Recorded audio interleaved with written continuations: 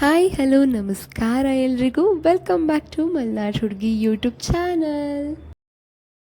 ಇವತ್ತು ನಾನು ನಿಮಗೆ ಸಿಂಪಲ್ಲಾಗಿ ನಮ್ಮ ಮಲೆನಾಡಿನ ಫ್ರೆಂಚ್ ಫ್ರೈಸ್ ಅಂದರೆ ಹಲಸಿನಕಾಯಿ ಚಿಪ್ಸ್ನ ಮಾಡೋದು ಹೇಗೆ ಅಂತ ಹೇಳ್ಕೊಡ್ತಿದ್ದೀನಿ, ಬನ್ನಿ ನೋಡ್ಕೊಳ್ಳೋಣ. ಮೊದಲಿಗೆ ಬಲ್ತಿರೋ ಅಂಥ ಹಲಸಿನಕಾಯಿನ ತೊಗೊಂಡು ಅದರ ತೋಳೆಗಳನ್ನ ಸಪ್ರೇಟ್ ಮಾಡ್ಕೋಬೇಕು. ಅದಾದ ನಂತರ ಈ ರೀತಿಯಾಗಿ ಉದ್ದುದ್ದವಾಗಿ ಒಂದೇ ಸೈಜಲ್ಲಿ ಕಟ್ ಮಾಡ್ಕೋಬೇಕಾಗುತ್ತೆ. ಸೈಜ್ ಡಿಫ್ರೆನ್ಸ್ ಆದರೆ ಒಂದು ಬೇಯುತ್ತೆ ಮತ್ತೊಂದು ಬೆಂದಿರಲ್ಲ, ಹೀಗಾಗೋ ಚಾನ್ಸಸ್ ಇರುತ್ತೆ.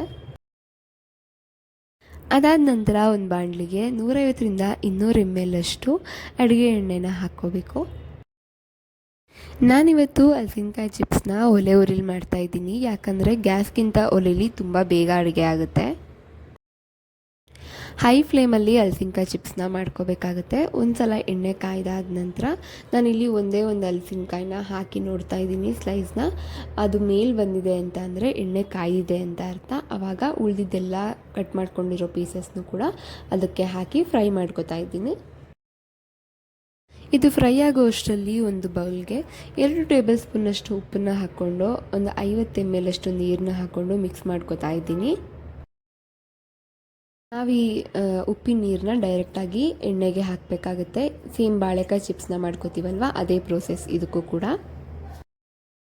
ಹೈ ಫ್ಲೇಮಲ್ಲಿ ಬೇಯಿಸ್ಕೊಳ್ಳೋದ್ರಿಂದ ಒಂದು 5 ನಿಮಿಷದೊಳಗಡೆ ಹಲಸಿನಕಾಯಿ ಚಿಪ್ಸು ಬೆಂದಿದೆ. ನೀವು ಅದನ್ನು ಕೈಯಾಡಿಸ್ಬೇಕಾದ್ರೆ ಸೌಂಡಲ್ಲೇ ನಿಮಗೆ ಗೊತ್ತಾಗುತ್ತೆ ಬೆಂದಿದೆ ಅಂತ ಅಂದ್ಬಿಟ್ಟು.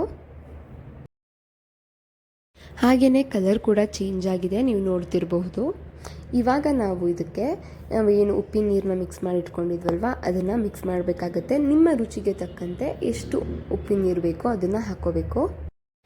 ನಾನಿಲ್ಲಿ 2 ಟೇಬಲ್ ಸ್ಪೂನ್ನಷ್ಟು ಉಪ್ಪಿನ ನೀರನ್ನ ಹಾಕಿ ಒಂದು 30 ಸೆಕೆಂಡ್ ಫ್ರೈ ಮಾಡಿಕೊಂಡು ತಕ್ಕೊಂಡೆ. ಎಣ್ಣೆಯಿಂದ ತೆಗ್ದಿದ ತಕ್ಷಣ ನಾನು ಮೊದಲೇ ಮಿಕ್ಸ್ ಮಾಡಿ ಇಟ್ಕೊಂಡಿರುವಂಥ ಗರಂ ಮಸಾಲ, ಧನಿಯಾ ಪುಡಿ ಹಾಗೆಯೇ ಚಿಲ್ಲಿ ಪೌಡರ್ ಮಿಕ್ಸ್ ಮಾಡಿದಂತಹ ಪುಡಿನ ಅದ್ರ ಮೇಲೆ ಹಾಕಿ ಒಂದೊಳ್ಳೆ ಮಿಕ್ಸ್ ಕೊಡಬೇಕು. ನೀವು ಇದಕ್ಕೆ ನಿಮ್ಗೆ ಇಷ್ಟವಾದಂಥ ಸ್ಪೈಸಸ್ ಅಂದರೆ ಚಾಟ್ ಮಸಾಲ, ಗರಂ ಮಸಾಲ ಕೂಡ ಆ್ಯಡ್ ಮಾಡಿ ಒಳ್ಳೆ ಮಿಕ್ಸ್ ಕೊಟ್ಟರೆ ಸಖತ್ತಾಗಿರೋ ಟೇಸ್ಟ್ ಬರುತ್ತೆ. ಸಂಜೆ ಮಳೆ ಬರೋ ಟೈಮಲ್ಲಿ ಕಾಫಿ ಜೊತೆ ಹಲಸಿನಕಾಯಿ ಚಿಪ್ಸ್ ತಿನ್ನೋ ಖುಷಿನೇ ಬೇರೆ. ಈಸಿ ಆ್ಯಂಡ್ ಟೇಸ್ಟಿಯಾಗಿರೋ ಹಲಸಿನಕಾಯಿ ಚಿಪ್ಸ್ನ ಮಾಡೋದು ಹೇಗೆ ಅಂತ ನೋಡಿದ್ರಲ್ವಾ. ನಿಮಗೆ ರೆಸಿಪಿ ಇಷ್ಟ ಆಗಿದ್ರೆ subscribe to Malnad Hudugi YouTube channel. Thank you for watching.